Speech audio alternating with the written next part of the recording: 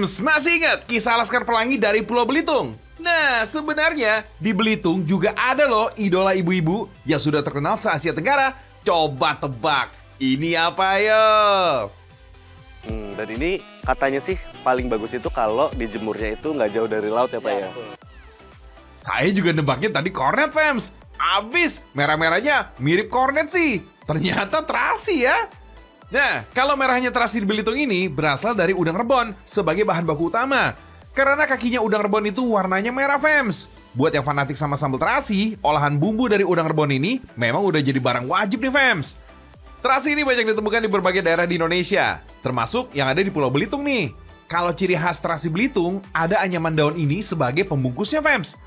Terasi tradisional macam ini, kalau di pasar-pasar harganya paling ya 25 atau 30 ribuan gitulah. Tapi kalau baru selesai dicetak kayak gini, belum bisa langsung digunakan, Fems. Mesti nunggu sampai 3 hari dulu, sampai pengendapan bahan-bahannya bisa tercampur secara alami. Nah, ini adalah proses awal pembuatan terasi khas Belitung. Jadi ini adalah biang ya Pak ya, biang yang disebutnya biang. Jadi ini sisa pembuatan terasi yang kemarin didiamin semalam untuk jadi biang. Jadi tiap hari ini pasti ada biangnya Pak ya? Ada. Biar lebih enak Pak ya? Ini kasih apa lagi nih Pak? Biang terasi ini ditambahkan gula pasir, lalu diaduk sampai rata. Tujuannya bukan biar rasanya jadi manis ya, Fems, tapi buat bakteri-bakteri yang membantu proses fermentasi pada terasi. Kalau zaman dulu, terasi ini hanya bisa diproduksi pada saat musimnya udang rebon. Jadi kira-kira cuma sebulan dalam kurun waktu setahun. Makanya, sekarang udang rebonnya juga didatangkan dari wilayah lain, biar produksi terasinya bisa jalan tiap hari. By the way, ini ngaduk adonannya lama banget mas bro. Gak kelar-kelar nih dari tadi. Aduh, jadi tadi pas adonannya masih encer tuh gampang, enteng banget ngaduk-ngaduknya. Tapi begitu udah ditambahin udang rebon, lama-lama berat. Saya nggak kuat. Terus apalagi ini banyak udang rebonnya itu, banyak apanya sih Pak ini? Duri-durinya itu ya. Jadi ini pas ngaduk-ngaduk sakit. Bapak nggak sakit Pak? Udah biasa. Nah ini yang udah jadi adonannya, nanti tinggal dijemur. Aduh, nggak kuat. Ya elah mas bro, baru segitu doang udah ngeluh. Gimana jadi si bapak tuh? Karena dalam sehari aja, di pabrik terasi ini bisa mengolah 100 kg udang rebon. Apa nggak gempor tuh si bapak?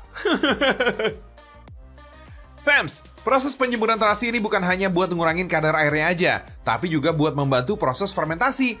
Jadi, nggak perlu nyimpan berhari-hari di ruangan tertutup.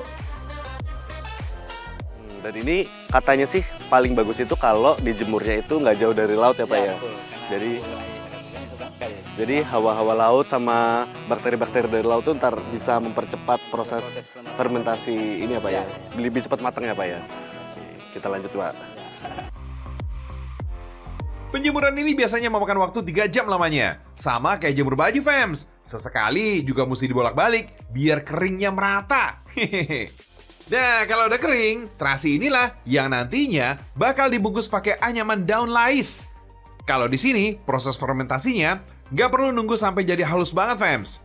Sementara sebagian lagi diolah dengan cara disangrai dengan menggunakan sedikit minyak. Ini aromanya enak banget, kayak nasi goreng terasi. Pantesan aja nih betah dari tadi ini nempel terus sama si bapak. Rupanya gara-gara aroma terasinya, Fems.